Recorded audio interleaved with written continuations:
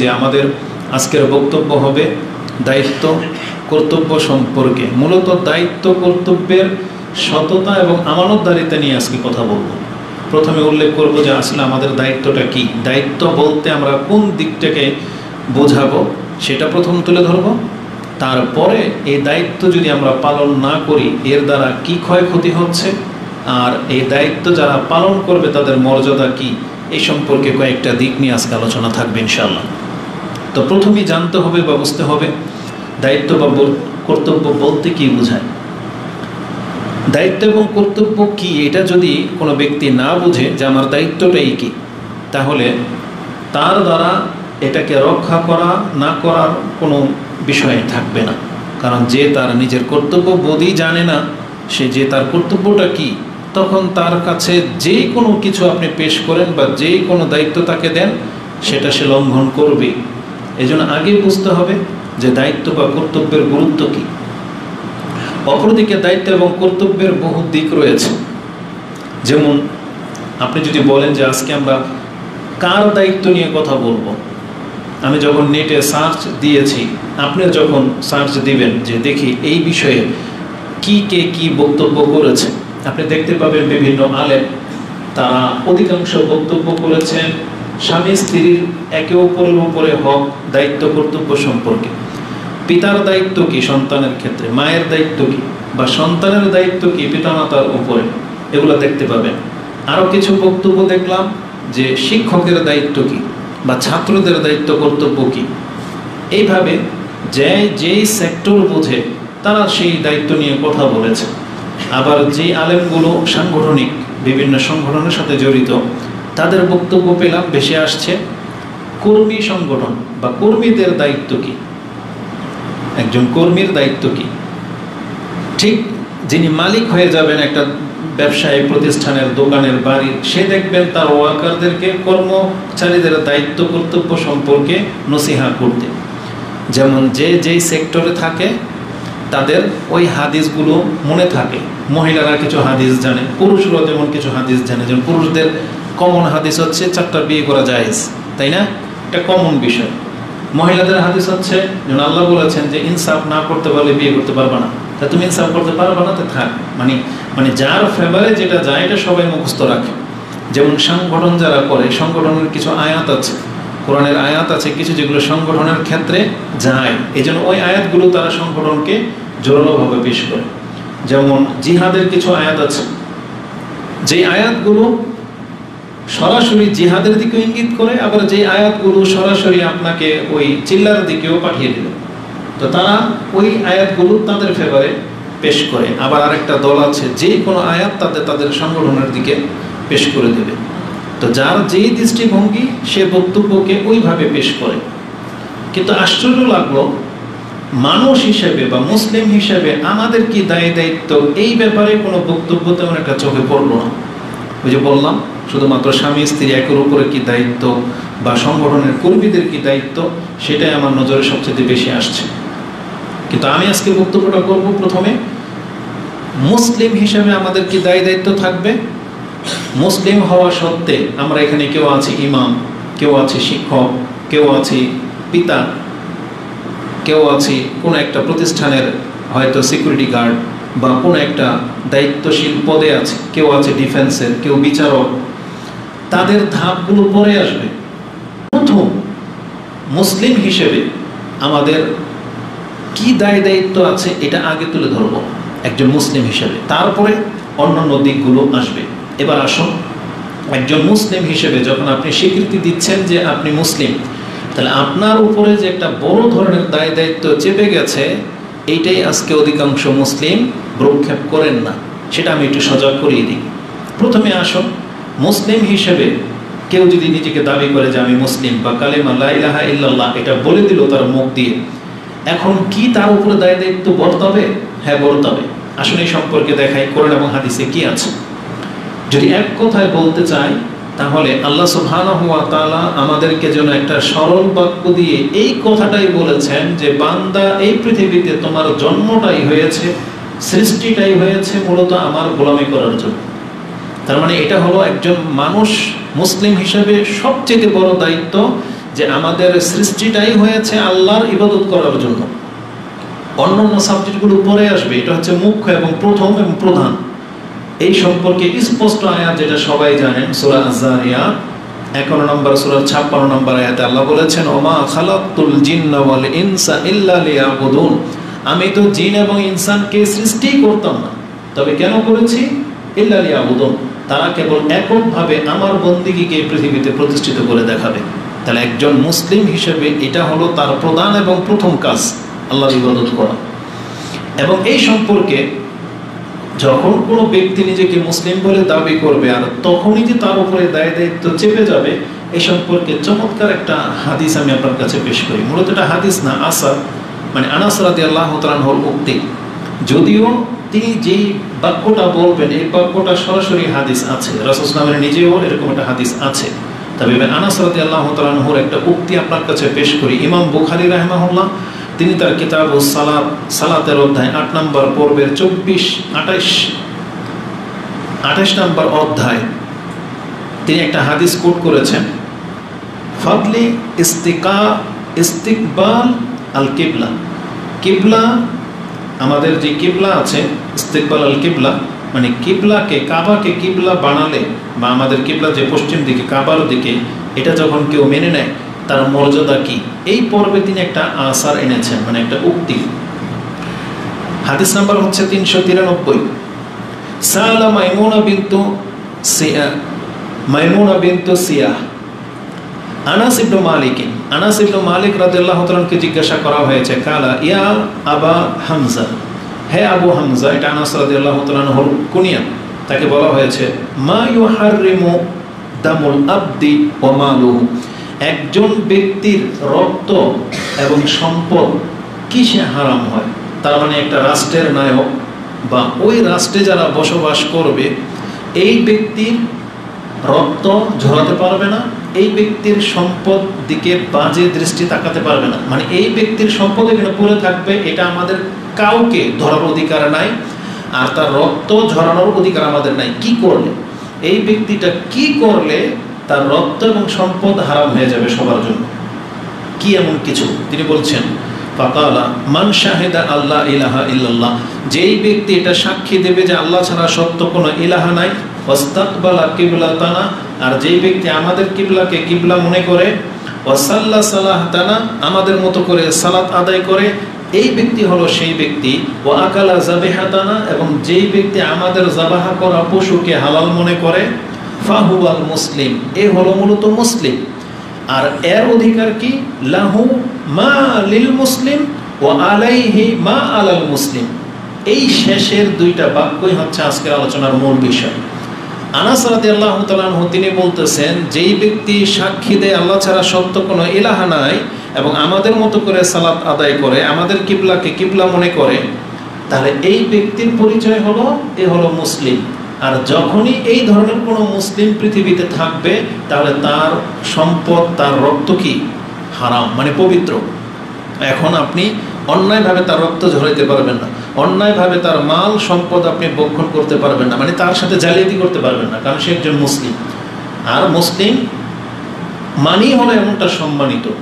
এই কথাটা বলতে গিয়ে তিনি শেষে একটা কথা বলেছেন, হুয়া মুসলিম, মানে সে হচ্ছে একজন মুসলিম ব্যক্তি, লাহু মা লিল মুসলিম, আল্লাহ সুবহানাহু ওয়া তাআলার পক্ষ থেকে একজন মুসলিমের যত অধিকার আছে, মুসলিম হলে যত অধিকার আছে সব তার উপরে বর্তাবে।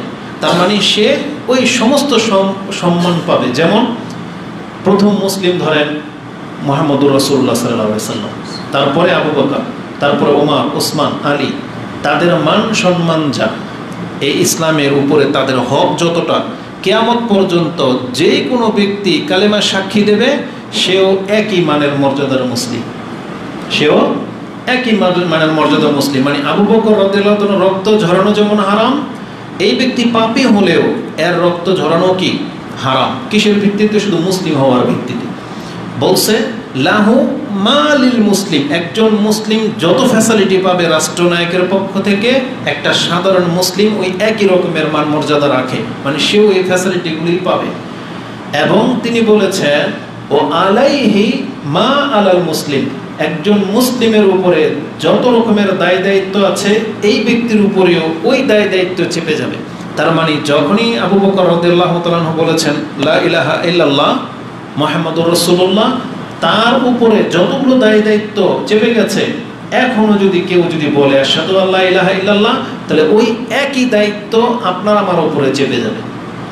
আমি এই কথাটা কেন আপনার কাছে পেশ করেছি, যে আমি বলতে চাচ্ছি যখনই কোনো ব্যক্তি নিজেকে মুসলিম বলে দাবি করবে, তাহলে তার উপরে যে আল্লাহর পক্ষ থেকে কিছু দায় দায়িত্ব আছে, এটাকে প্রমাণ করার জন্য আমি আনাস রাদিয়াল্লাহু তাআলা এই কথাটা আপনার কাছে পেশ করতেছি, যে তিনি বলেছেন ও আলাইহি মা আলাল মুসলিম, একজন মুসলিমের উপরে যত দায় দায়িত্ব আছে সেটা এই ব্যক্তির উপরে এসে বর্তাবে। এখন আমরা এখানে যারা আছি সবাই কি নিজেকে মুসলিম দাবি করি?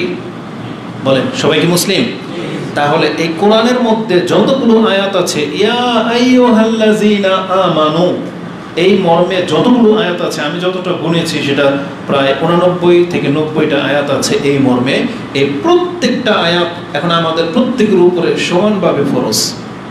তার মানে আল্লাহর পক্ষ থেকে যে দায়িত্বটা পৃথিবীতে মুহাম্মদ সাল্লাল্লাহু আলাইহি সাল্লামকে দেওয়া হয়েছিল, ওই যেই দায়িত্ব, যেমন ইসলাম মানে কি? 5 ওয়াক্ত সালাত আদায় করা, টাকা সম্পত্তির মালিক হয়ে গেলে যাকাত দেয়া, রমজান মাস আসলে সিয়াম পালন করা, অর্থ সম্পত্তির মালিক হয়ে গেলে হজ পালন করা, আপনি যদি সম্পদশালী হন দান সদকা করা, পিতামাতার খেদমত করা, সন্তানদের ভরণ পোষণ দেয়া, যত রকমের কল্যাণকর কাজ আছে, যেমনটা সাহাবায়ে কেরামদের উপরে বর্তিয়েছিল, ওই একই দায় দায়িত্ব এখন আমাদের উপরে বর্তিয়ে গেছে, মানে আমাদের উপরেও চলে আসছে এই জিনিস।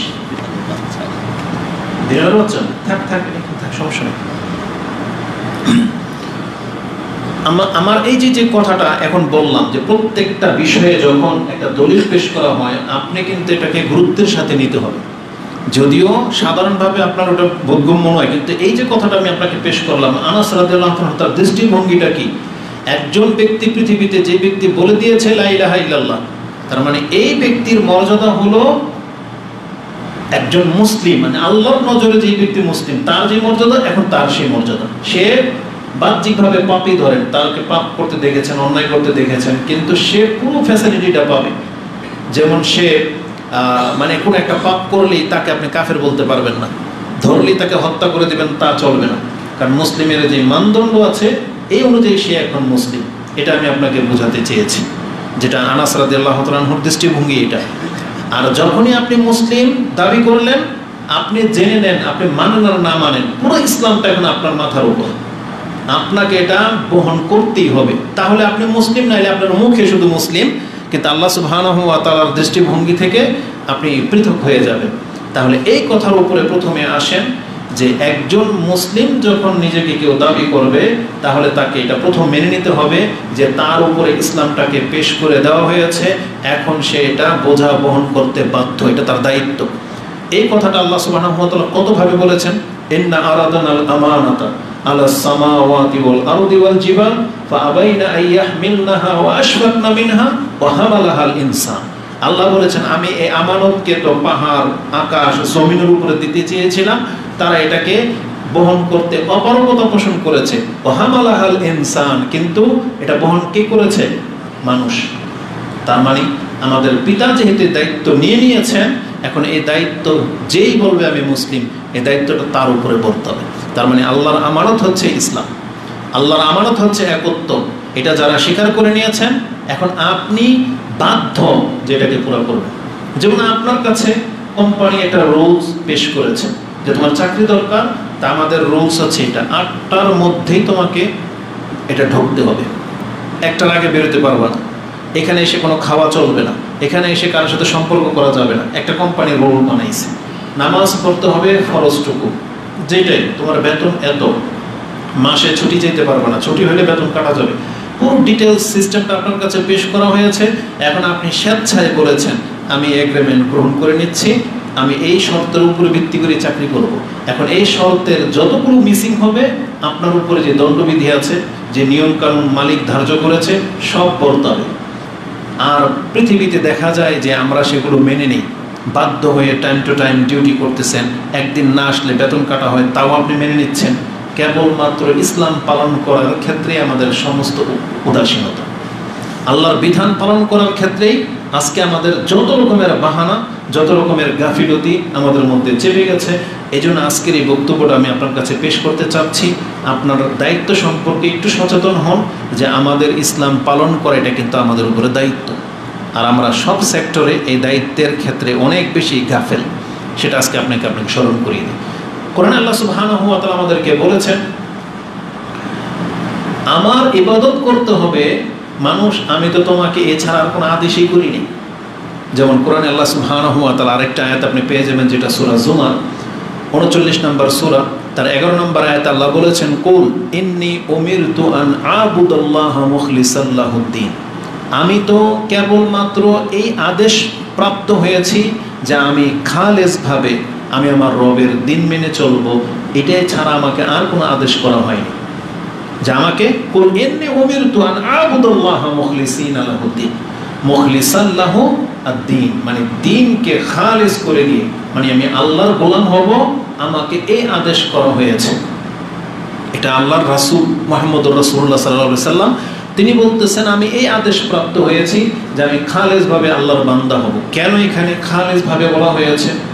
তার মানে এই ক্ষেত্রে আপনার রূপ, আপনার বংশ, আপনার রক্ত, আপনার মর্যাদা, আপনার অর্থ সম্পত্তি, আপনার শরীরের গোশত থাক বা না থাক, ছোট না বেটে, কোন দেশের আপনি, এগুলো কোনো ম্যাটার রাখে না। মানে আপনার দেহের মধ্যে একটা আত্মা আল্লাহ দিয়ে দিয়েছেন, এই দেহটা অর্ধেক দেহ ধরে নেন, অর্ধেক, কিন্তু তাকেও দিন পালন করতে হবে। সে কিভাবে পালন করবে এর রূপরেখা ইসলাম জানিয়েছে। যেমন যে ব্যক্তির পা নাই, ও কিভাবে সালাত পড়বে? বসে পড়বে, কারণ যেহেতু রাসূল বলেছেন সাল্লি কায়িমান, তুমি সালাত আদায় করো দাঁড়িয়ে, ফাইন লাম তাস্তাতি ফাবি জালিসান, তো তুমি বসে সালাত আদায় করবে। যদি বসেও সম্ভব না হয় শুয়ে পড়বে। আর যেই ব্যক্তির হাত পা নড়ে না তাকে বলা হয়েছে ইশারায় সালাত পড়বে। মানে আল্লাহ তার বিধিবিধান জানিয়েছেন, কিন্তু যার পা নাই তার সালাত কি মাফ? মাফ না। যেই ব্যক্তি সেন্সে আছে কিন্তু অক্সিজেন লাগানো, তার সালাত মাফ? মাফ নাই।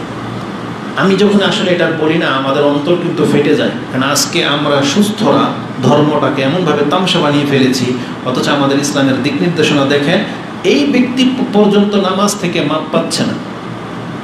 এটা কিভাবে বুঝাই? একজন ব্যক্তি মুমূর্ষু অবস্থায় বেডে শুয়ে আছে, তাকে বলা হয়েছে তায়াম্মুম করে ইশারায় সালাত পড়বে, তাকে আল্লাহ সুবহানাহু ওয়া তাআলা নামাজ থেকে অব্যাহতি দেয় নাই, সালাত থেকে। তাহলে আমাদের সাথে কি করা হবে আপনি একবার ভাবেন, যে আমরা তাহলে কেমন মুসলিম, যে আমরা সুস্থ তারপর আমরা সালাত আদায় করতেছি না। তা আমরা আল্লাহর দায়িত্বটা কিভাবে পালন করতেছি? তা আল্লাহ রাসূল সাল্লাল্লাহু আলাইহি সাল্লাম বলতেছেন, আমাকে খালেসভাবে তার ইবাদত করার জন্য আদেশ করা হয়েছে। এখন আমি খেতে পাই বা না পাই, আমার যদি ভয় থাকে তাহলে অনেক কিছু আমাকে স্যাক্রিফাইস করা হয়েছে। বৃষ্টির সময় কিভাবে নামাজ পড়বেন, বন্যার সময় কিভাবে পড়বেন, সুস্থতা থাকলে কিভাবে হবে, সব কিছু ইসলামে কিন্তু আমাদেরকে জানিয়েছে। কিন্তু আপনি একবার চিন্তা করেন যে কোন অবস্থাতে একজন ব্যক্তিকে আল্লাহ এই অধিকার দিয়ে দিয়েছেন যে তুমি আমার থেকে মুক্ত হয়ে যেতে পারবা।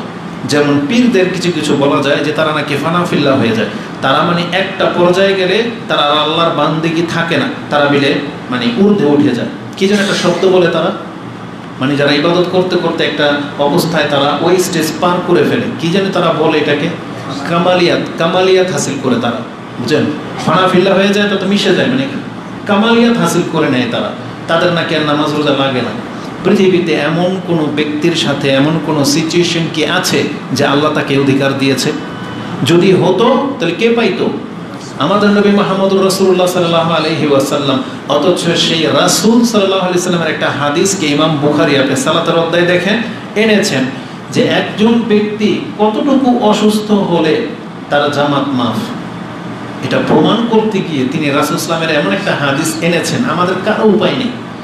কি হাদিস এনেছেন জানেন? রাসূল ইসলামের জীবনের সর্বশেষ নামাজ, যে তিনি অজ্ঞান হয়ে আছেন, কিছুক্ষণ পর যখন তার হুঁশ ফিরেছে তখন বলেছেন আসাল্লান নাস, মানুষ কি নামাজ পড়ে নিয়েছে? তখন বলা হলো যে না, অপেক্ষায় আছে। আবার বেহুশ হয়ে গেছেন। আবার যখন জ্ঞান ফিরেছে ফালাম্মা ওয়াজাদা ফি নাফসিহি খিফাতান, তিনি যখন তার নাফসের উপর একটা হালকা অনুভব করলেন, যে মরে যাবেন একটু পরে রাসূলুল্লাহ সাল্লাল্লাহু আলাইহি ওয়াসাল্লাম, কিন্তু তার মনে হচ্ছে মাথা ব্যথা মনে একটু কমেছে, আমি মনে হয় উঠে দাঁড়াতে পারবো, তিনি যখন তার অন্তর থেকে এটা ফিল হলো যে আমি একটু সুস্থ বোধ করতেছি, তখন তিনি কি করলেন, হাদা বাইনার রাজুলাইনে, তিনি দুই ব্যক্তির কাঁধে ভর করে দাঁড়াতে চাইলেন কিন্তু পারলেন না। কিন্তু সেই দুই ব্যক্তিকে আব্বাস এবং আলী রাদিয়াল্লাহু তাআলা আনহুমা, তারা দুইজনে তাকে টেনে তুলেছেন। রাসূল কিন্তু হেঁটে যেতে পারে নাই, তার ঘর থেকে এই মেহরাব পর্যন্ত তিনি তারা আলগিয়ে এনেছেন রাসূলের পা দুইটা এভাবে বালুর মধ্যে হেঁচড়িয়ে, তারপরে তার মেম্বার পর্যন্ত তাকে নিয়ে আসা হয়েছে। আয়েশা রাদিয়াল্লাহু তাআলা আনহা বলেন, কানা আনজুরা ইলাই, আমি মনে হয় এখনো তার পা দুইটাকে আমি দেখতে পাচ্ছি যে আমার ঘর থেকে তাকে তার নামাজের জায়গা পর্যন্ত তাকে হেঁচড়িয়ে নিয়ে যাওয়া হয়েছিল। ইমাম বুখারী এই হাদিসটাকে কোট করে বলেছেন, তাহলে একজন ব্যক্তির যদি এই পর্যায়েও সালাতে জামাতে আদায় করার মতো মন মানসিকতা রাখে, তাহলে আমরা আর কোন সিচুয়েশনে জামাত ছাড়তে পারি? আর আমরা সুস্থ ব্যক্তির নামাজ ছেড়ে দিয়ে বসে আছি। তো যাই হোক, আমি বোঝাতে চেয়েছি আমি আর আপনি আল্লাহর গোলাম, আল্লাহর ইবাদত করতে হবে, এমন কোনো অবস্থা নাই যে অবস্থা থেকে এই বন্দিগি কেটে যেতে পারে। আপনি রাজনীতিবিদ, আপনি টিচার, আপনি মুদির দোকানদার, আপনি অনেক বড় ব্যবসায়ী, আপনি অভাবী, খাটো, চোখে দেখেন না, কি আছে বলেন তো, পেশ করেন আল্লাহর কাছে, আপনি দেখতে পাবেন এমন কোনো অবস্থা নাই যে অবস্থা থেকে আল্লাহর বন্দিগি কেটে যেতে পারে, এমন কোনো অবস্থা নাই। একটা সিচুয়েশন, সেটা হচ্ছে মৃত্যু।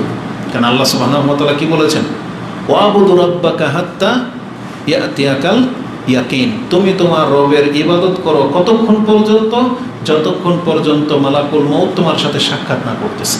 তার মানে আমাদের মৃত্যু পর্যন্ত আল্লাহর গোলামি করে যেতে হবে। এটাও আপনি কোরআনের মধ্যে পেয়ে যাবেন, সূরা হিজর 15 নম্বর সূরার একেবারে শেষ আয়াত 99 নম্বর আয়াতে পেয়ে যাবেন। তার মানে আমি বোঝাতে চেয়েছি, আমরা যেহেতু মুসলিম, আমাদের দায়িত্ব হলো, প্রথম দায়িত্ব আল্লাহ সুবহানাহু ওয়া তাআলার গোলামি করা। বরং এই কথাটাকে আল্লাহ সুবহানাহু ওয়া তাআলা কোরআনে আরেক ভাষায় পেশ করেছেন। তিনি বলেছেন, ওমা উমিরু ইল্লা লিয়াবুদুল্লাহা মুখলিসিনা লাহুদ্দিন, বরং আল্লাহ বলেছেন আমি তো এটা ছাড়া আর কোনো আদেশই করি নাই। আদেশ তো একটাই, যে তারা কেবল আমার ইবাদত করবে, যেটা আপনি সূরা বাইয়িনাতের মধ্যে পেয়ে যাবেন।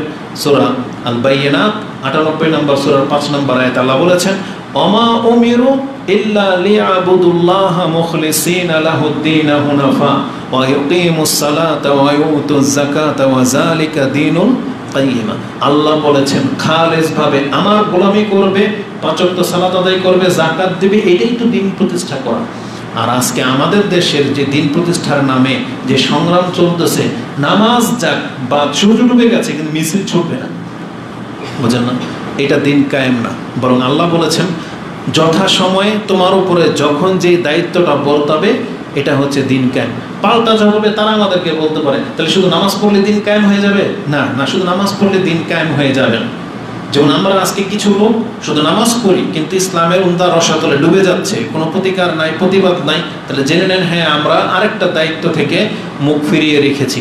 আমাদের আলোচনাটা আজকে সব মিলিয়ে, এজন্য আমরা কোনো একতরফা কথা বলতেছি না, আমি আমাকে এবং আপনাদেরকে বলতেছি কে কি দায়িত্ব পেয়েছেন আল্লাহর পক্ষ থেকে সেটা আপনি নিজে ভালো করে বোঝেন।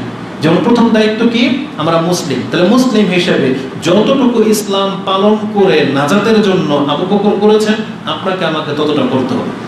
যতটুকু করেছেন উমর রাদিয়াল্লাহু তাআলা আনহু, আলী, ওসমান, আমাদেরকে ততটুকু করতে হবে।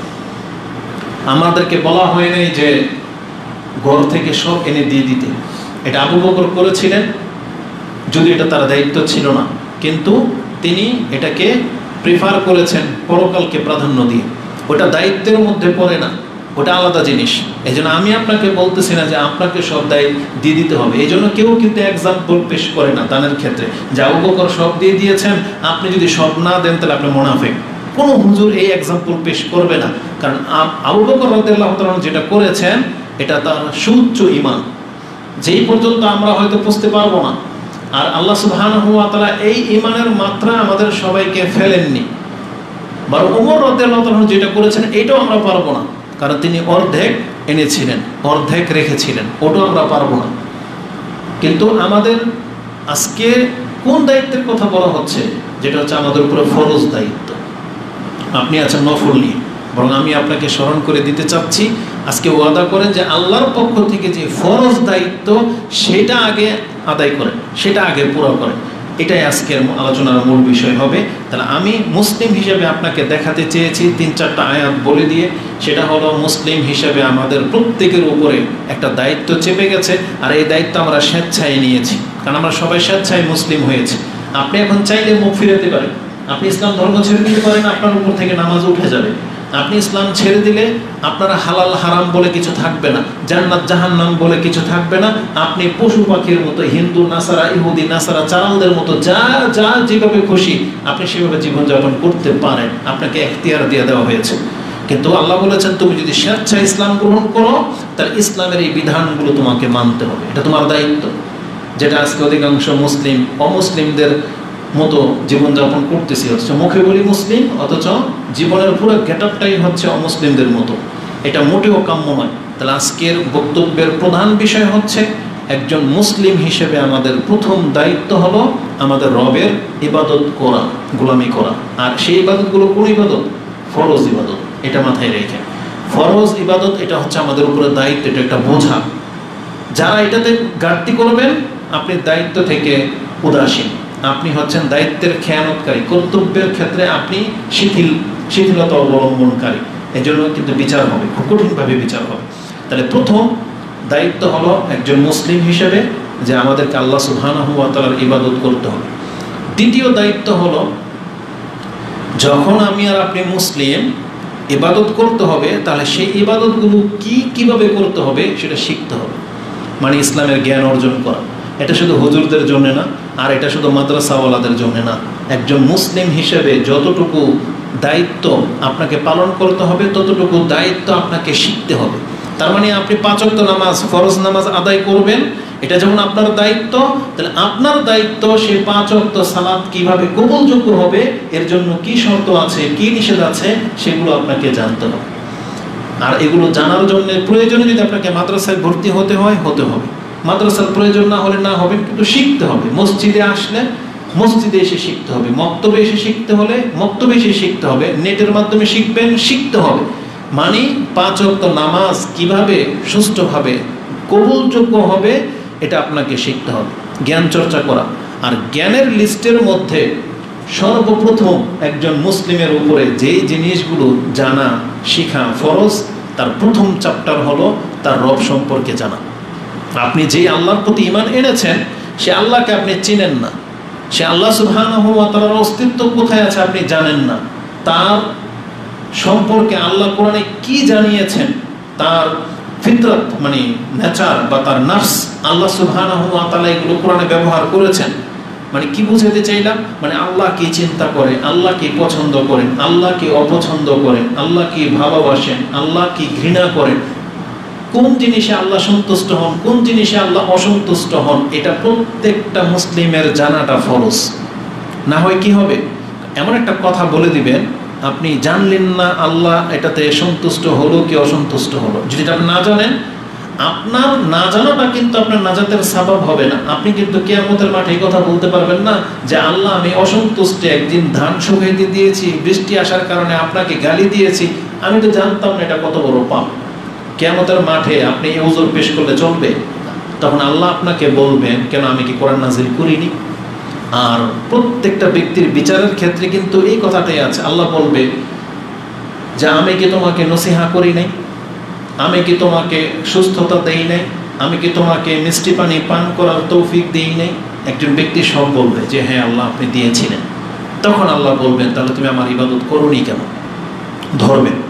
তাহলে আল্লাহ নিয়ামতগুলোকে স্মরণ করিয়ে দিবেন এবং আল্লাহ বলবেন আমি কি তোমার জন্য কোরআন নাজিল করিনি? এমনকি রাসূল সাল্লাল্লাহু আলাইহি ওয়াসাল্লামকে নিয়ে আসা হবে যে এই ব্যক্তি সম্পর্কে তোমার মন্তব্য কি, তাকে কি আমি পাঠাই নাই? এটা বলা হবে। তো তার মানে কি? তার মানে হলো আমরা যে দিন পালন করা যেটা আমাদের দায়িত্ব, সেই দিন কি এটা শিক্ষা করা, এটা আমাদের দায়িত্ব। যেই দায়িত্ব থেকে আজকে পৃথিবীর অধিকাংশ মুসলিম মুখ ফিরিয়ে নিয়েছে। অধিকাংশ মুসলিম বলা চলে।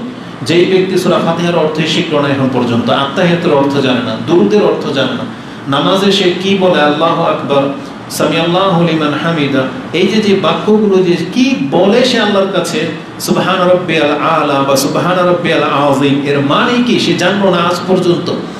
তাহলে এই ব্যক্তি কতটা গাফেল। তাহলে দ্বিতীয় মূলনীতি হলো আমাদেরকে আমাদের দায়িত্বের মধ্যে পড়ে যে আমাদেরকে বলা হয় নাই যে আপনি পুরো পিএইচডি করে ফেলবেন, কিন্তু কতটুকু দায়িত্ব, আমাদের রব যে একজন আছেন ইলাহ হিসাবে, এটা আপনাকে জানতে হবে। এটা জানার জন্য আপনার যা করা লাগে আপনাকে করতে হবে। এটা যে প্রথম জানতে হবে, এই সম্পর্কে আল্লাহ সুবহানাহু ওয়া তাআলা কিন্তু আয়াত নাযিল করেছেন। আল্লাহ সুবহানাহু ওয়া তাআলা বলেছেন যে আমি যেহেতু তোমাদেরকে সৃষ্টি করেছি আমার বন্দেগী করার জন্য, তাহলে তোমাকে সেই বন্দেগীগুলো জানতে হবে। এবং আল্লাহ সুবহানাহু ওয়া তাআলা তিনি আমাদেরকে বলেছেন যে আমাদেরকে সর্বপ্রথম জানতে হবে তোমার রব সম্পর্কে, যেটা সূরা মুহাম্মদের একটা আয়াতে আপনি পেয়ে যাবেন। সূরাতে যাওয়ার আগে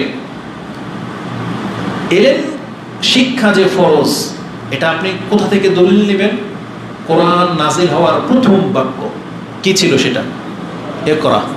কোরআন নাজিল হয়েছে এই বাক্য দিয়েই যে ইকরা, তুমি পড়ো। কিন্তু একজন ব্যক্তি যদি ওই কিতাবটা না পড়ে, যেই কিতাবের মধ্যে আকীদা শিক্ষা দেওয়া হয়েছে, যেই কিতাবের মাঝে তার রবের পরিচয় রয়েছে, যেই কিতাবের মাঝে তার আর তার রবের সম্পর্কের কথা রয়েছে, যেই কিতাবের মাঝে পরকাল সম্পর্কে সংবাদ দেওয়া হয়েছে, একজন ব্যক্তি যদি সেই কিতাবটা না পড়ে, তাহলে সে কিভাবে দাবি করবে যে সে তার রবকে চেনে?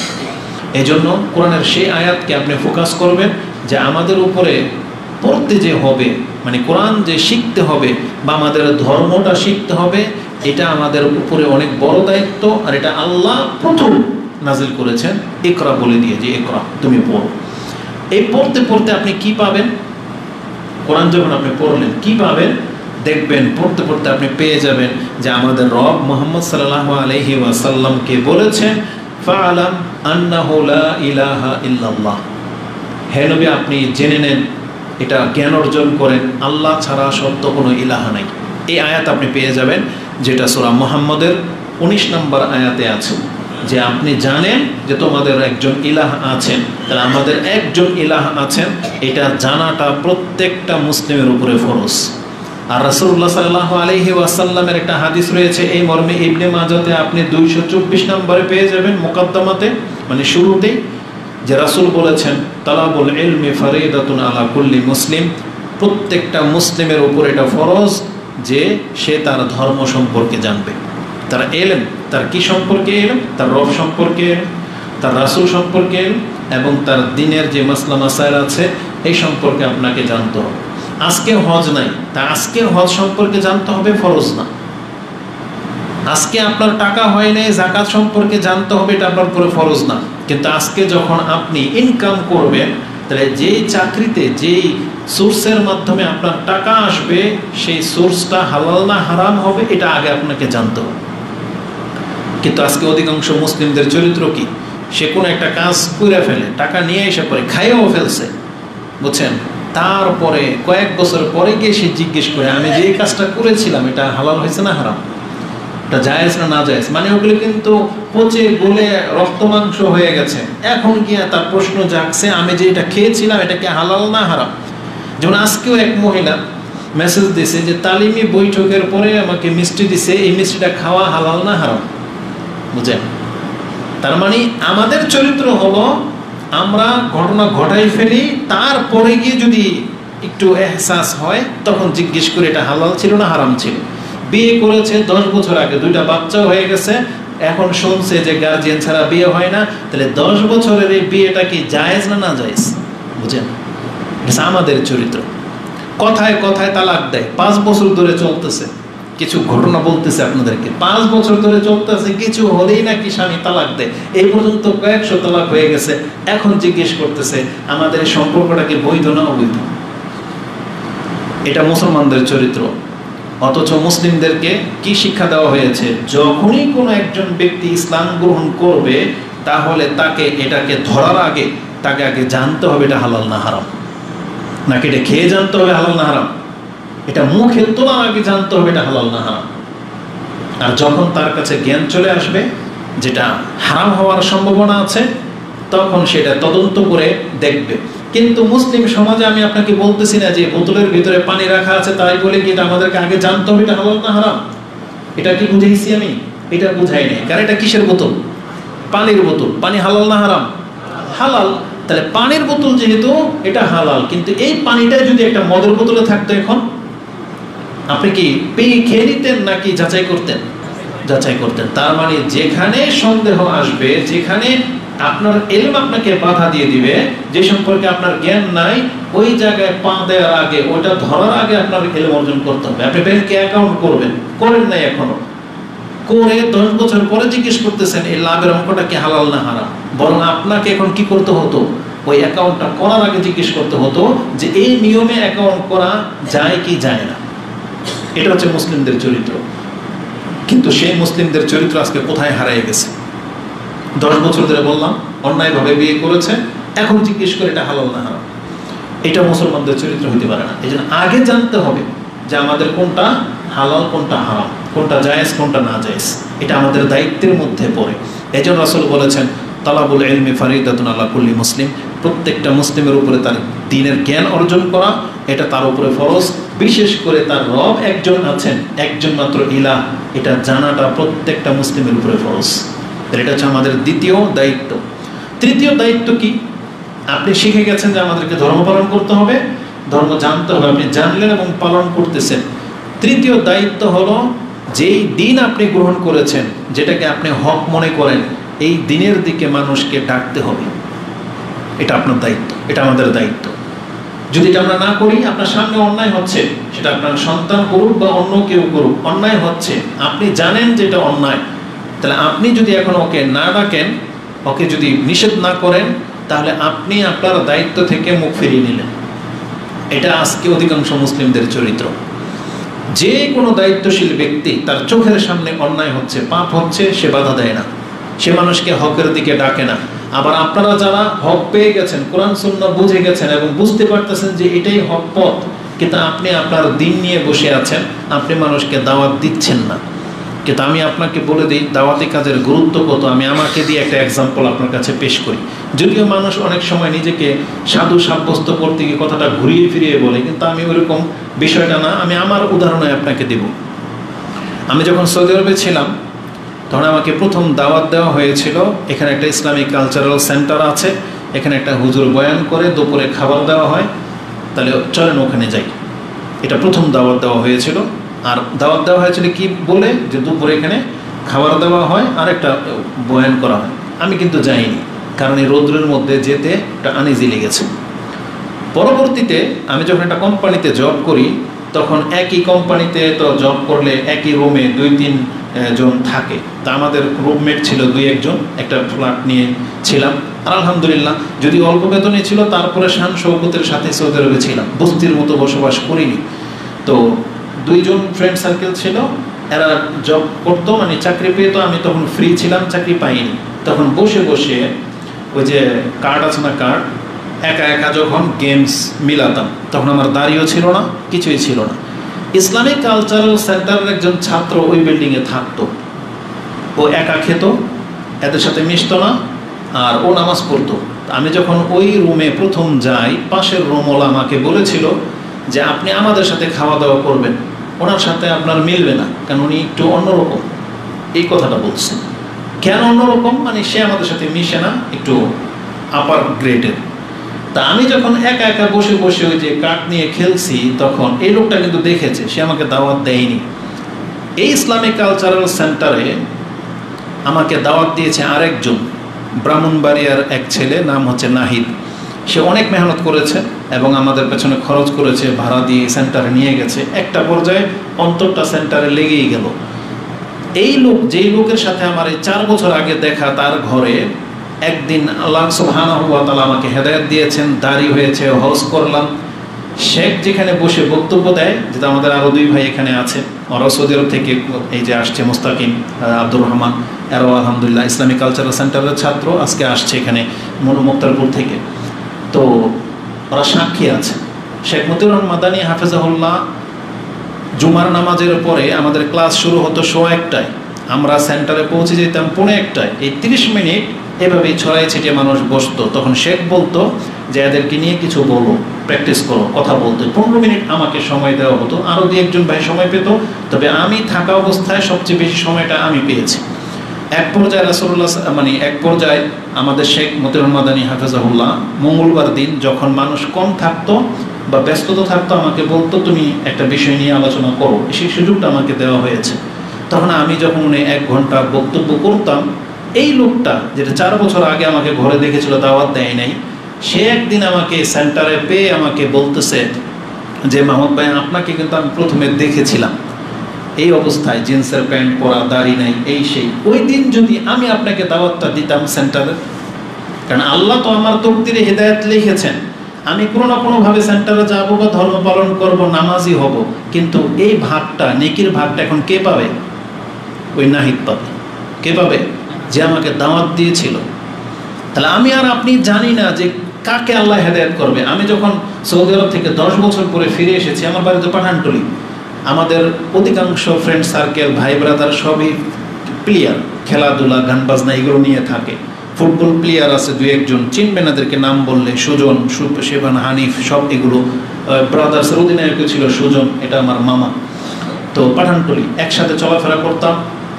আমি এসে এমন কিছু ব্যক্তিদের চেহারা দেখলাম, তারা তাদের গালেও যে দাড়ি গজায় যাবে, তারা নেশাখোর, মদ খাইতো, গালাগালি ভাষা ছাড়া কোনো ভাষা নাই, তারা পর্যন্ত দাড়িওয়ালা হয়ে গেছে। এটা একটা বিস্ময়কর না? তার মানে আপনি মনে করতেছেন লোকটা অনেক খারাপ, ওকে হেদায়েত পাবে, ওর বইলেই লাভ কি? সুবহানাল্লাহ, আপনি জানেন না আল্লাহ সুবহানাহু ওয়া তাআলা কাকে কবে কিভাবে হেদায়েত করবে। এজন্য এই নেকির ক্ষেত্রে আমাদের অংশ রাখা উচিত। আমাদেরকে বলতে হবে, দাওয়াতি কাজ করতে হবে, আল্লাহ যাকে হেদায়েত করার করবে, কিন্তু আপনার মাধ্যমে যদি হয়ে যায়, রেজাল্টটা কি? এই যতদিন নামাজ আদায় করবে তার 1 ভাগ নেকি আপনার আমলনামায় জড়ো হয়ে যাবে। আমি এটা গুরুত্বটা বোঝানোর জন্য শুধু বলতেছি। এই জন্য দাওয়াতি কাজ থেকে মুখ ফেরাবেন না। আর দাওয়াতি কাজ করলে একটা ফায়দা কি? ধরেন আমি এখন বক্তব্য করি, এখন আমার দ্বারা কি প্রকাশ্য পাপ করা শোভা পায়? আর সম্ভব এটা, তখন আপনারাই তো ধরবেন যে না বড় বড় বক্তব্য করে, তাহলে এ দিয়ে এখানে মহিলা নিয়ে, এ দিয়ে এখন জুয়া খেলতেছে, এ দিয়ে বসে বসে ওই যে টিকিট দিয়ে মাছ ধরতেছে, এ দিয়ে বসে বসে ক্রিকেট খেলা দেখতেছে। কিন্তু দাওয়াতি কাজ যখন আমি করব, তখন এই পুরো সার্কেলটা আমার সেফ, মানে বন্ধ হয়ে যাবে, কারণ আমি আর ওই পাপগুলো করতে পারবো না। তার মানে আপনি যদি দাওয়াতি কাজ করেন, তা এটা পাপ থেকে বাঁচার অনেক বড় একটা মাধ্যম। দাঁড়িয়ে রাখা, এটা পাপ থেকে বাঁচার অনেক বড় একটা মাধ্যম। এই জন্য আপনি যদি পাপ থেকে বাঁচতে চান, আপনি এই ধরনের কল্যাণকর কাজে নিজেকে যুক্ত করে ফেলেন। আপনিও মসজিদের কোনো না কোনো খাদেম হয়ে যান। কেন? কারণ আপনি যখন মসজিদের কোনো খাদেম হয়ে যাবেন, লজ্জায় হইলেও আপনি ওই পাপগুলো করতে পারবেন না। লজ্জায় হইলেও আপনাকে 5 ওয়াক্ত নামাজ মসজিদে আসা পড়তে হবে। কেন? কারণ আপনি মসজিদের এত বড় একটা পদে আছেন, ইমাম সাহেব, মুয়াজ্জিন, যে কোনো একটা খ্যাতমতো হয়ে যায়। তা আমি বলতে চেয়েছি, আল্লাহ সুবহানাহু ওয়া তাআলার দিকে মানুষকে ডাকতে হবে, এটা কিন্তু মুসলিমদের দায়িত্ব ছিল। কোরআনে আল্লাহ সুবহানাহু ওয়া তাআলা তো স্পষ্ট ভাষায় বলেছেন, কুনতুম খায়রা উম্মাহ উখরিজাত লিন-নাস তা'মুরুনা বিল মারুফ ওয়া তানহাউনা আনিল মুনকার। আল্লাহ বলেছেন তোমরা হইলা শ্রেষ্ঠ জাতি, কুনতুম খায়রা উম্মাহ, তোমরাই শ্রেষ্ঠ জাতি। কিসের ভিত্তিতে? চেহারার ভিত্তিতে না।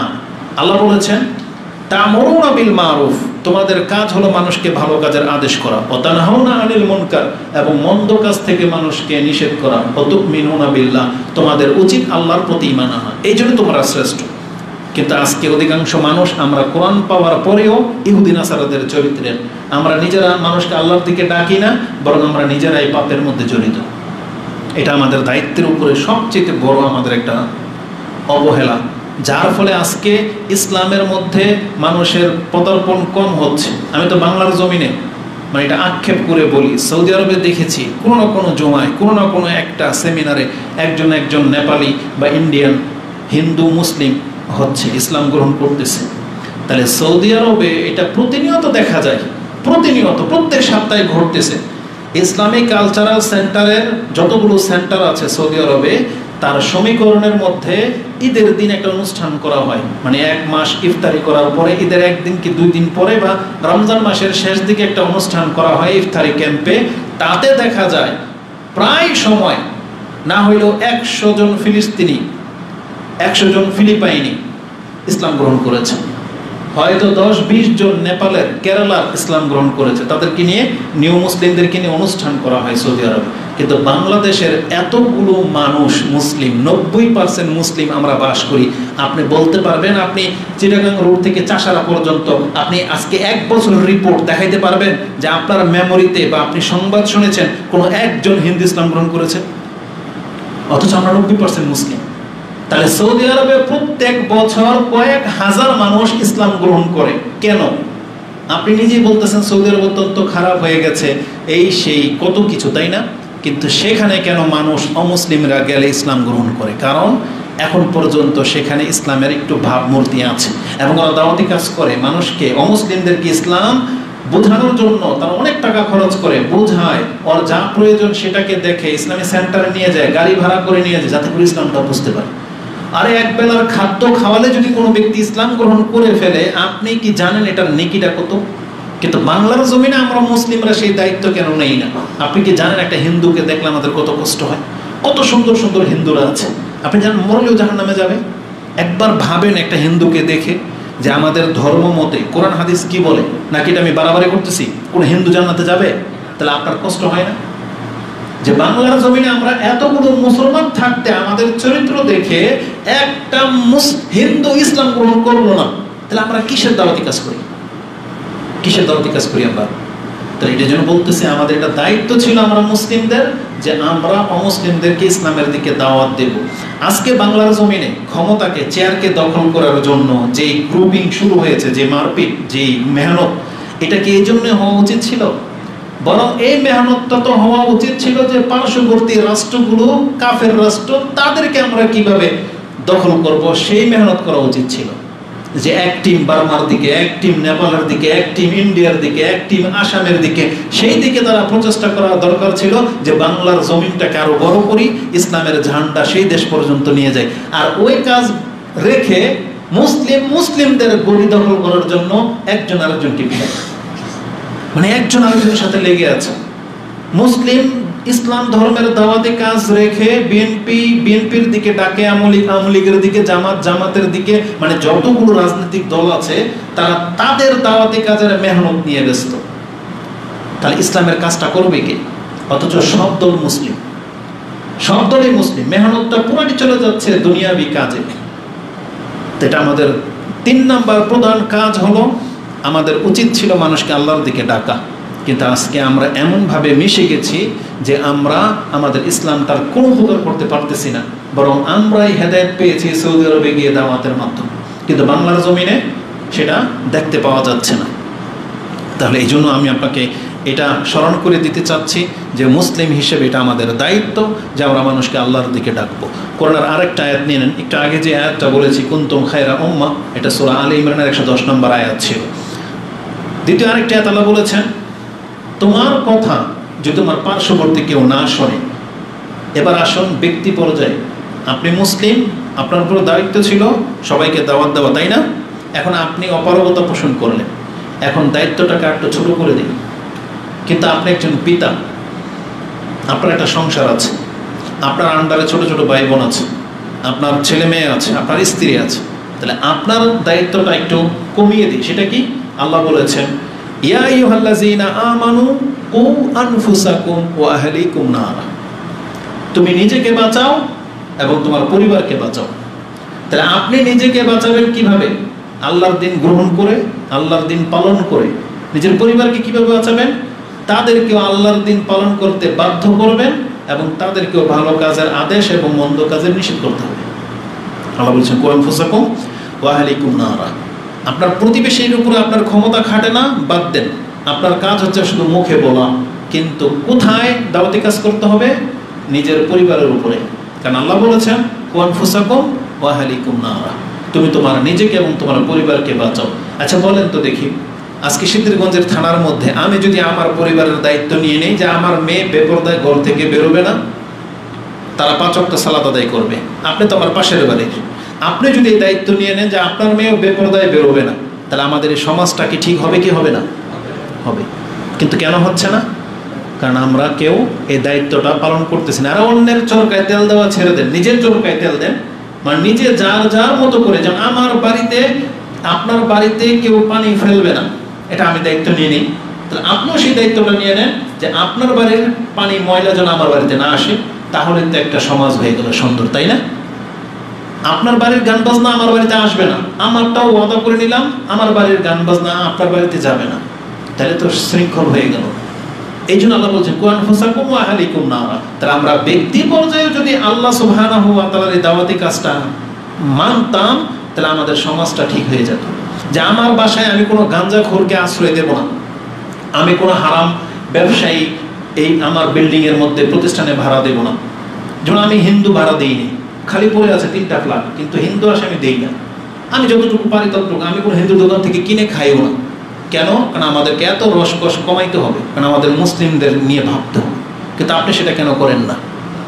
তালাকুলিহা আমি আপনাকে বোঝাতে চেয়েছি, আমাদের মুসলিম হিসেবে দায়িত্ব হলো আল্লাহর দিন পালন করা, আল্লাহর দিন শিখা। আর আল্লাহর দিন শিখার জন্য আমি বলেছি আপনাকে মাদ্রাসায় ভর্তি হওয়া লাগলে তাই করবেন, কিন্তু এটা জরুরি না। ওটা হচ্ছে মানে অনেক গুরুত্ব, আরো গুরুত্বের জন্য মাদ্রাসা, যেটা আরবি ভাষা শিখার জন্য। কারণ আমার বক্তব্যের মধ্যে কিছু কমেন্ট আছে, দেখবেন ওদের খাইলের কোনো কাজ নাই, ওদের কমেন্ট একটাই যে আপনি আরবি শিখেন, মানে আমাকে বলে যে আপনি উচ্চারণ ঠিক করেন। এটা ছাড়া ও আর কিছু চেহারা আছে আমি দেখি, ওর সব বক্তব্যে একটাই কমন প্রশ্ন, আপনার আরবির উচ্চারণ ঠিক না, বাস এতটাই বলে। তাহলে এটার জন্য কি করতে হবে? তাহলে আমাদেরকে প্রচেষ্টা করতে হবে। আমি করতেছি, তারপরও ভুল হয়ে যায়।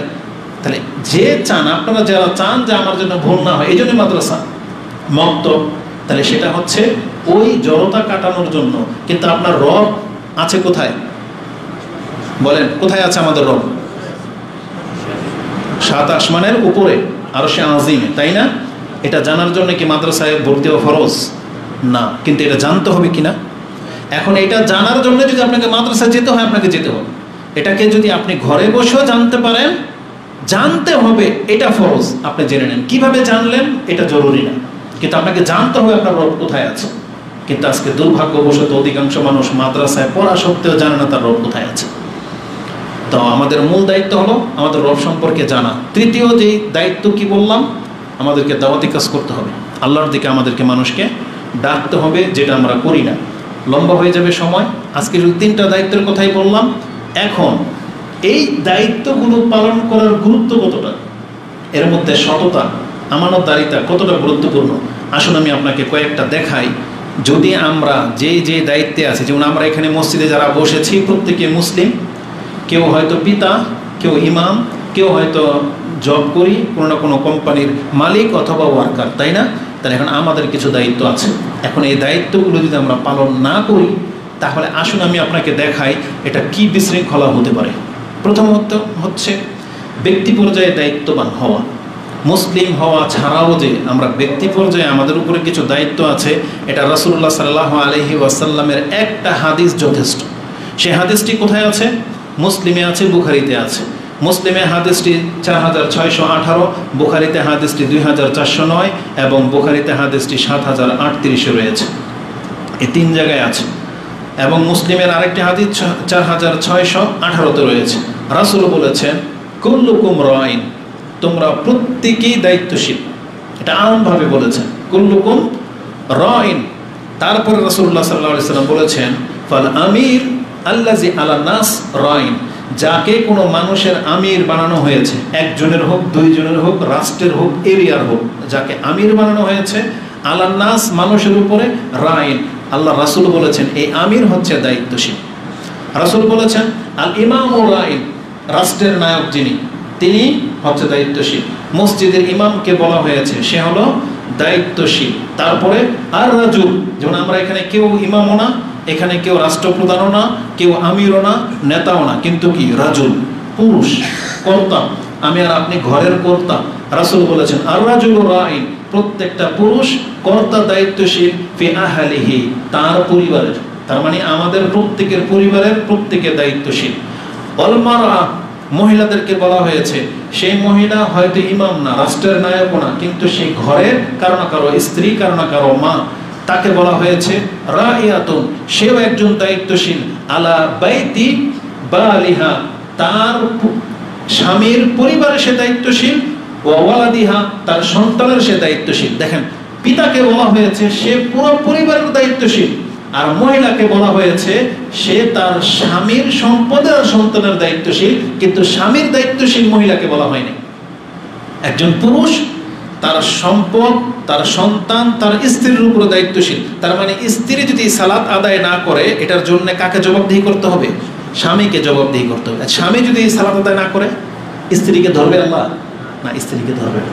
কারণ স্বামীর উপরে স্ত্রীকে দায়িত্ব দেওয়া হয়নি যে তোমার স্বামী যদি হালাল না খায়, তোমার স্বামী যদি সালাত আদায় না করে, জেনা যদি করে, মদ যদি খায়, তাহলে তাকে শায়েস্তা করো। এই অধিকার স্ত্রীকে দেওয়া হয় নাই, কিন্তু প্রত্যেকটা পুরুষকে অধিকার দেওয়া হয়েছে তোমার স্ত্রী যদি সালাত আদায় না করে, তোমার স্ত্রী যদি বেপরদায় ঘুরে নেশা করে, তাহলে এর জবাবদিহিতা তোমাকে করতে হবে।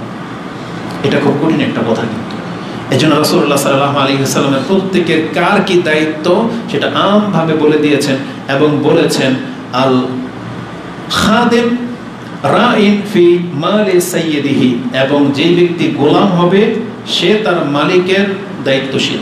এগুলো সব বলার পরে তারপর রাসূল বলেছেন, আলা তোমরা প্রত্যেকে শুনে রাখো, ফাকুল্লুকুম রাইন, তোমরা প্রত্যেকে দায়িত্বশীল, ওয়া কুল্লুকুম মাসউলুন আন রাইয়াতিহি, আর কিয়ামতের মাঠে তোমাদের প্রত্যেকের দায়িত্ব সম্পর্কে কাল কিয়ামতের মাঠে জিজ্ঞাসা করা হবে। তো আমরা আমভাবে সবারকেই, আমরা কেউ কিন্তু দায়িত্বের বাইরে পড়ি না। এজন্য যারাই বিয়ে করেছি তারা ফেঁসে যাব, যারা বাবা হয়েছি তারাও ফেঁসে যাব, যারা কোনো একটা কাজের মালিকত্ব গ্রহণ করেছি তারাও ফেঁসে যাবেন, যারা ওয়ার্কার কর্মচারী তারাও ফেঁসে যাবেন যদি এই দায়িত্বে কোনো গাফিলতি করেন। এটাকে আপনি সিরিয়াসলি নেন। যদি আমি ছোট নগণ্য একজন ব্যক্তি বক্তব্যটা করতেছি, এটা আমি আমার উপর অনেক প্রেশার দিয়ে করতেছি।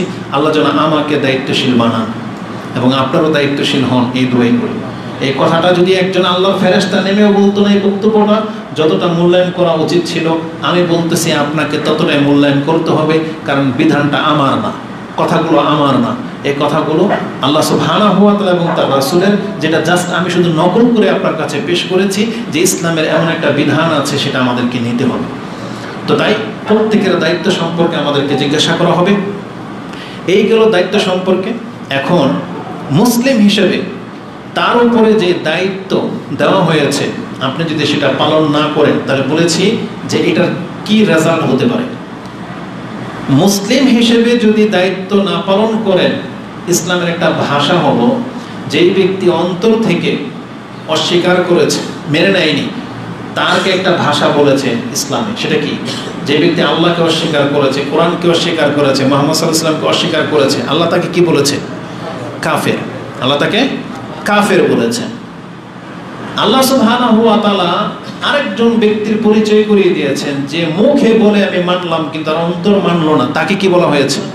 মুনাফিক বলা হয়েছে। মারাত্মক ব্যাপার, কিন্তু বিকল্প কোনো শব্দ আছে? নাই। তো এই জন্য যেই ব্যক্তি মুসলিম হিসেবে দায়িত্ববান, আর যদি সে তার ইসলাম পালন না করে, কোরআন তাকে মুনাফিক বলেছে। কারণ মুনাফিক মিথ্যা বলে, মুনাফিক ওয়াদার খেলাফি করে, মুনাফিক আমানতের খেয়ানত করে, আর মুনাফিক আল্লাহর স্মরণই করতে চায় না ইল্লা কালিলা। নামাজে দাঁড়ালেও শিথিলতার সাথে দাঁড়ায়। এগুলো যদি মুনাফিকের গুণ হয়, আর যারা আমরা নামাজই করি না, বলেন, তাহলে এদের ব্যাপারে আমরা আর হুকুম লাগাতে চাচ্ছি না। আপনি বুঝে নেন এরা কি হতে পারে। একজন ব্যক্তি সম্পর্কে যে সে 4 রাকাত নামাজ পড়লো 2 মিনিটে, আল্লাহ বলেছে মুনাফিক। যে ব্যক্তি নামাজে জামাতে আসলো না, রাসূল বলেছেন এটা মুনাফিকদের আলামত। এটা আপনাকে আপনি খুব দিব্যের সাথে গ্রহণ করেছেন। তাহলে যে ব্যক্তি নামাজ পড়ে না, ও কিভাবে মুসলমান হয়? বলেন। এটার হুকুম আমি লাগাচ্ছি না, আপনারা জেনে নেন কোরআন হাদিসে এমনটাই আছে। কোরআনের একটা আয়াত আমি আপনাকে বলি, যে কোরআনে আল্লাহ বলেছেন, মাসালুল লাযিনা হুমিলুত তাওরাত, যেই ব্যক্তিরা এই কোরআন গ্রহণ করার পরে মানে না, তাদের উদাহরণ ওই তাওরাতওয়ালাদের মতো, যাদের উদাহরণ ছিল গাধার মতো। কোরআনে আল্লাহ বলেছেন এই কথাটা। যারা দায়িত্ব মানেন না, এই যে কোরআন আমানত গ্রহণ করার পরেও সেটাকে বহন করতেছে না। আল্লাহ তো এক জায়গায় বলেছেন, কানাল ইনসানু জালুমান জাহুলা, মানুষ হচ্ছে জালেম এবং অজ্ঞ। আর এখানে আল্লাহ বলেছেন, মাসালুল লাযিনা হুমিলুত তাওরাতা সুম্মা লাম ইয়াহমিলুহা কামাসালিল হিমার ইয়াহমিলু আসফারা। একটা গাধাকে নিয়ে আসা হয়েছে, যেই গাধার পিঠে 1 বস্তা বই চাপিয়ে দেওয়া হয়েছে। এই গাধা কোনোদিন কি বই খুলে পড়ে? কোনোদিন পড়ে না। কেন পড়ে না? ও কারণ তো গাধা, তাই না? গাধা না হলে তো পড়তে পারলে পড়তো, কিন্তু গাধা ও তো পড়তে পারবে না, কারণ ওর উপরে চাপিয়ে দেওয়া হয়েছে। আল্লাহ ঠিক এই কথাটা মানুষের উপরে চাপিয়ে দিয়েছেন, যে মানুষগুলো কোরআন একটা ঘরে রেখেছে কিন্তু পড়তে পারে না বা পড়ে না, এ ওই গাধার মতো। আল্লাহ বলেছেন ও যদি পড়তে পারতো তাহলে পড়তো, কিন্তু ও তো গাধার মতো শুধু এটা বয়ে বেড়ায়। যেমন মাদ্রাসায় যারা কোরআন বিক্রি করে, সে কাদের মধ্যে নিয়ে সারাদিন কিন্তু কোরআন বেচে, লাইব্রেরিতে কোরআন আছে বেচে, কিন্তু লাইব্রেরিওয়ালাকে জিজ্ঞেস করেন ও একদিনও কোরআন পড়ে না। তার মানে ও কি? ওই গাধার মতো। ও হইল গাধা যে কোরআন বেচে কিন্তু কোরআন ও পড়ে না। আল্লাহ বলেছেন মাসালুল্লাযিনা হুমিলু তাওরাতা সুম্মা লাম ইয়াহমিলুহা কামাসালিল হিমারি ইয়াহমিলু আসফারা বিসা মাসালুল কওমিল্লাযিনা কাযযাবু বিআয়াতিল্লাহ ওয়াল্লাহু লা ইয়াহদিল কওমাজ জালিমিন। আল্লাহ সুবহানাহু ওয়া তাআলা, এটা সূরা জুমার মধ্যে বলেছেন, 62 নম্বর সূরার 5 নম্বর আয়াতে পেয়ে যাবেন। আর আল্লাহ কোনোদিন জালেমদেরকে হেদায়েত করেন না। তার মানে আমরা যারা কোরআনকে আল্লাহর কালাম হিসেবে গ্রহণ করেছি, এখন যদি এই কালামের দায়িত্ব পালন না করি, তাহলে আমাদেরকে আল্লাহ সুবহানাহু ওয়া তাআলা গাধার সাথে তুলনা করেছে। বরং আর আমরা নিচে নেমে যাবো। এটা তো তাওরাতের উদাহরণ দেওয়া হয়েছে, কিন্তু আমরা আরো বেশি নিচে নেমে যাব। এই জন্য আমাদেরকে কি করতে হবে? মুসলিম হিসেবে আমাদেরকে আমাদের দায়িত্ব পালন করতে হবে। আর যখন কোনো ব্যক্তিকে কোনো একটা দায়িত্ব দেওয়া হয়েছে, সে যদি দায়িত্ব পালন না করে, বলেছি যে এটার খারাপই কি হতে পারে সেটা আমি আপনাকে বোঝাবো। ধরেন একজন মুয়াজ্জিন, সে মুয়াজ্জিনের দায়িত্ব নিয়েছে। মুয়াজ্জিনের দায়িত্ব কি বলেন তো? যখন তখন, কখন? একবারে সঠিক টাইমে। কিন্তু এখন কোনো মুয়াজ্জিন যদি এই কাজটা দায়িত্বের সাথে না করে, আপনি মুয়াজ্জিনের পাপটাকে কত বড় করে নেবেন। আজকে বৃহস্পতিবার আপনি সিয়াম রেখেছেন আর মুয়াজ্জিন আজান দিয়েছে 3 মিনিট আগে, সূর্য এখনো ডুবে নাই। বলেন তো এলাকাবাসী কি করবেন? মুয়াজ্জিনরে কি করবেন? পারলে ওকে তো শেষ, ওর চাকরি তো শেষই, পারলে ওকেও শেষ, যে আপনার একটা সিয়াম নষ্ট করে দিল। তো তার মানে এই দায়িত্বটা কত বড় দায়িত্ব যে পালন করে যাচ্ছে, কিন্তু তার বেতন সব থেকে কম, তাই না? কিন্তু আজ পর্যন্ত আলহামদুলিল্লাহ কোনো মুয়াজ্জিন হয়তো তার দায়িত্বে গাফিলতি করে নাই, না হলে আমাদের অনেক সিয়াম নষ্ট হয়ে যেত। যদিও দেখা যায় অনেক সময় ফজরের আজানের ক্ষেত্রে সে গাফিলতি করে, অনেক সময় টাইম টু টাইম আজান দেয় না। কারণ বাংলাদেশ এমন একটা রাষ্ট্র যেখানে জনগণের মত চলে, একটা হইলেই হইল, বুঝেন? কিন্তু সৌদি আরবে এটা চলবে।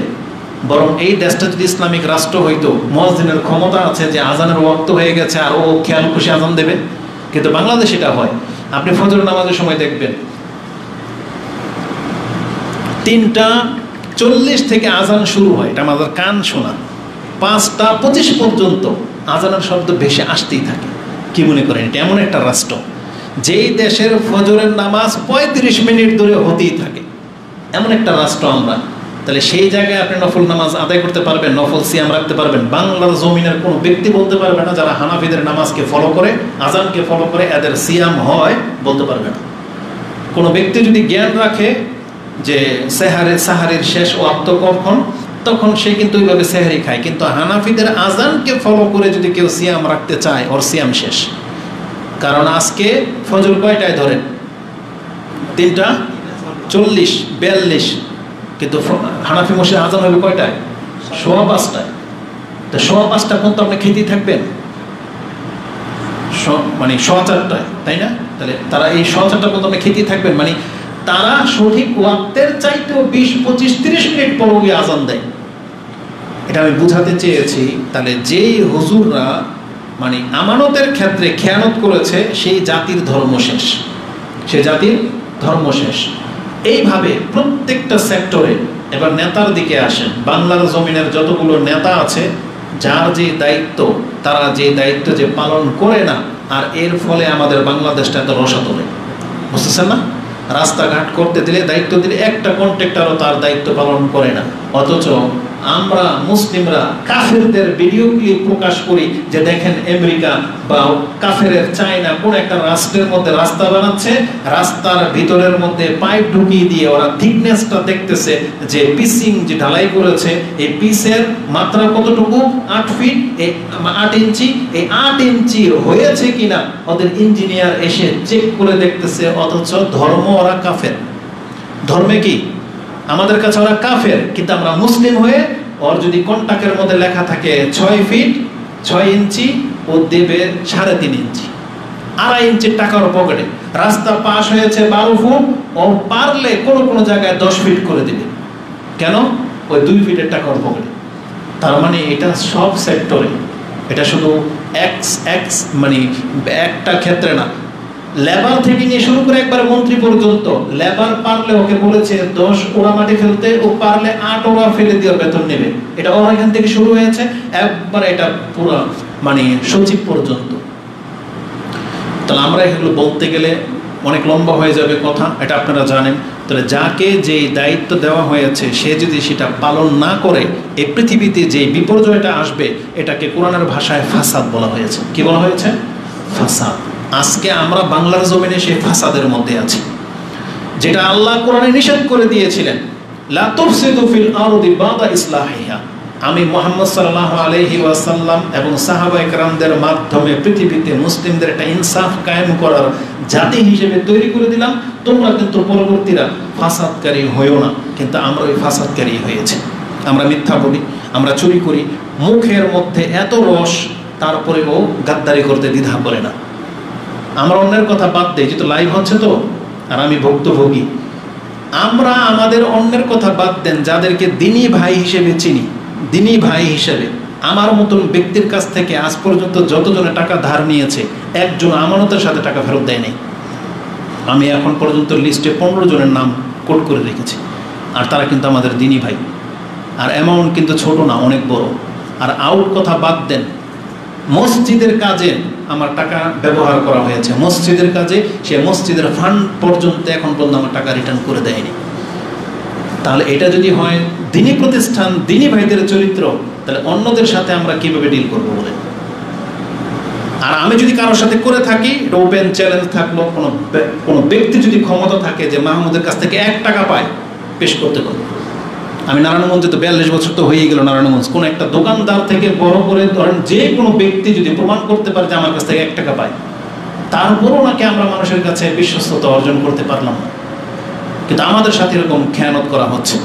কিন্তু দুঃখে কথাটা বললাম যে আজকে আমরা আমাদের দিনী ভাইদের সাথে যদি ওয়াদার খেলাফ, এক ব্যক্তি 20,000 টাকা নিয়ে ও আজকে 2 বছর ধরে গায়ে লাপাত্তা হয়ে গেছে, অথচ আমাকে নিয়ে মসজিদে যেত মোটরসাইকেলে করে। কি চিন্তা করা যায় মানুষ কোন দৃষ্টিভঙ্গি নিয়ে আমাদের সাথে মিশছে? এটা আমাদের দিনী ভাই, সুবহানাল্লাহ। আর আমরা অন্যকে কি দোষ দেব? তালাকুল্লি হাল আমি বোঝাতে চেয়েছি, আমাদের দেশের প্রশাসন আজকে ডিফেন্সের, গত বক্তব্যে বলেছি, আজকে আর্মি যত তাদের ইমেজ আমাদের কাছে থাকুক না কেন, আমরা তো দেখতে পাচ্ছি, যদি আর্মি, বিডিআর বা বড় বড় এই সমস্ত ডিফেন্সের লোকগুলা যদি নিষ্ঠার সাথে কাজ করতো, বাংলাদেশের চরিত্র এরকম থাকে না। কারণ আমরা সৌদি আরবের পুলিশের চরিত্রও দেখেছি, আমেরিকানদের পুলিশ, অন্যান্য দুবাইয়ের পুলিশের চরিত্র আমাদের কাছে জানা আছে। আপনি তাদের মতো হয়ে দেখান, আচ্ছা মানলাম তারা পাপী, জালেম, জুলুম করে, অন্তত তাদের মতো হয়ে দেখান, বাংলাদেশটা সোজা হয়ে যাবে। কি মনে করেন আপনি? ডিফেন্স যাদেরকে দায়িত্ব দেওয়া হয়েছে, তারা আজকে গাফিলতি করে বিদায়, তাদের অপরগতা আছে বিদায় আজকে বাংলার এই অবস্থা চিত্র হয়ে গেছে। আমরা তো ছোট মুখে একটা কথা বলেছিলাম, আজকেও বলি, পুলিশকে যতদিন পর্যন্ত তার আপন ক্ষমতা ফিরিয়ে না দিবেন, বাংলাদেশ থেকে কোনোদিন লুটতরাজ বন্ধ হবে না। ধরে নেন পুলিশ জালেম, কিন্তু পুলিশ র্যাবকে তার আপন মর্যাদা দিতে হবে। একটা পুলিশ পোশাক পরে এখানে দাঁড়িয়ে আছে, র্যাব দাঁড়িয়ে আছে, আপনি তাকে রেসপেক্ট করতে হবে এবং ভদ্রতার সাথে আপনি এখান থেকে পার হয়ে চলে যাবেন। নেশা করবেন না, ছিনতাই করবেন না। এই একজন পুলিশকে যদি এই পুরো থানা ভয় না পায়, তাহলে জেনে নেন এই থানা কোনোদিন নিরাপত্তা পাবে না। হোক সে একজন পুলিশ, কিন্তু তার পাওয়ার তাকে ফেরত দিতে হবে। যে রাষ্ট্রনায়কের পক্ষ থেকে বলা হবে একজন পুলিশ যত বড় খারাপ হোক, পুলিশের গায়ে একটা টাচ কেউ করবে, সেই থানার প্রত্যেকটাকে নিয়ে জেলে ভরে দেওয়া হবে। এটা যদি করতে পারে, তাহলে বাংলাদেশ সোজা হবে না, সোজা হবে না। কারণ রাষ্ট্রীয় দায়িত্ব যারা থাকে তাদেরকে যদি আপনি মূল্যায়ন না করেন, তাহলে আপনার দ্বারা এই জাতি সেফ না, জাতি সেফ না। এই জন্য আপনি মাথায় নিয়েন, যাকে যে দায়িত্বটা দেওয়া হয়েছে সে সেই দায়িত্ব পালন করে না বিদায় আজকে আমরা সবাই লাঞ্ছিত জীবনযাপন করতেছি। না, আমাদেরকে প্রত্যেকের দায়িত্বের প্রতি গুরুত্বশীল হতে হবে। কোরআনে আল্লাহ সুবহানাহু ওয়া তাআলা আমাদেরকে বলেছেন যে, একটা এক্সাম্পল দিয়ে দিই, আল্লাহ সুবহানাহু ওয়া তাআলা ফেরেশতাদেরকে দিয়ে কেন এই কাজগুলো করালেন? মানুষের মধ্য থেকে আল্লাহর কোন ওলিকে দিয়ে কাজটা কেন করালেন না? আপনি একবার খেয়াল করেছেন সূর্য কার আন্ডারে? আল্লাহর আন্ডারে, কিন্তু সূর্যকে পরিচালনা করার জন্য কোনো ফেরেশতাকে দায়িত্ব আছে না নাই? চাঁদকে, পাহাড়কে, বৃষ্টিকে, এগুলো সব পরিচালনা করার জন্য আল্লাহ কাদেরকে নিয়োগ দিয়েছেন? আত্মা গ্রহণ করার ক্ষেত্রে আল্লাহ যদি ফেরেশতাকে না দিয়ে আল্লাহর কোন ওলিকে দিতেন তো দেখতেন ওলি কি করে। ওলির মুরিদদেরকে এমনি পাস করে দিত, বুঝলেন? কিন্তু আল্লাহ সুবহানাহু ওয়া তাআলা কাদেরকে কাজে লাগিয়েছেন? ফেরেশতাদেরকে। আর জানেন ফেরেশতাদের গুণ সম্পর্কে আল্লাহ কি বলেছেন? সুবহানাল্লাহ। আপনি যখন কোরআন পড়বেন আপনি বুঝতে পারবেন। এই জন্য ফেরেশতাদেরকে আল্লাহ তৈরি করেছেন দুর্নীতি মুক্ত। মানে ফেরেশতা চাইলেও দুর্নীতি করতে পারবে না, কারণ ওর অন্তরে সেই জায়গায় আল্লাহ রাখে নাই। সুবহানাল্লাহ। আল্লাহ বলেছেন মালাইকাতুন গিলাযুন শিদাদুন লা ইয়াসুনাল্লাহা মা আমারাহুম ওয়া ইয়াফআলুনা মা ইউমার। তারা আল্লাহর বিরুদ্ধাচরণ তো করেই না, বরং ফেরেশতাদের গুণ আল্লাহ বলেছেন আমি আল্লাহ ফেরেশতাদেরকে যখন যেভাবে বলি ফেরেশতা তখন ঠিক তাই ততটুকুই ভাবেই করে। এটা হচ্ছে ফেরেশতাদের গুণ। তার মানে ফেরেশতা এক চুল পর্যন্ত আল্লাহর কোনো আদেশকে হেরফের করে না, যার ফলে না আল্লাহর রাজত্বে এইভাবে টিকে আছে। মানে এটা মানে পৃথিবীটা এইভাবে নিয়ম শৃঙ্খলার সাথে চলতেছে।